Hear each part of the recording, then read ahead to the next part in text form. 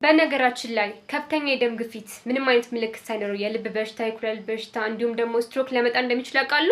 አዎ፣ ከፍተኛ የደም ግፊት ምንም አይነት ሕክምና ካልተደረገለት ወይም ደግሞ ካልተቆጣጠር ነው አሁን ያልኳቸውን ችግሮች ያስከትላል። እንዲሁም ደግሞ የተለያዩ ሰውነታችን ክፍል ይጎዳል። ስለሆነም አንድ ሰው ከፍተኛ የደም ግፊት ካለበት መድኃኒቱን በአግባቡ መውሰድ አለበት። እንዲሁም ደግሞ የሚመገባቸው ምግብ ላይ የሚጨምረውን ጨው መቀነስ አለበት።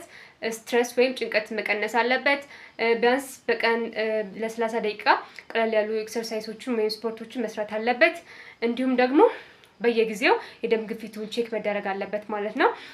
ከፍተኛ የደም ግፊት ትልቅ ሰዎች ላይ ብቻ የሚከሰት ይመስለናል። ነገር ግን አሁን በወጣት ሰዎች ላይ ወይም ደግሞ 40 ዓመት ያልሞላቸው ሰዎች ላይ ይከሰታል። ስለዚህ ትኩረት ሰጥተን መታከም አለብን ማለት ነው። ወይም በየጊዜው የደም ግፊታችንን ቼክ መደረግ አለብን ማለት ነው። ፎሎ ማድረጋችሁን አትርሱ። ከተመቻ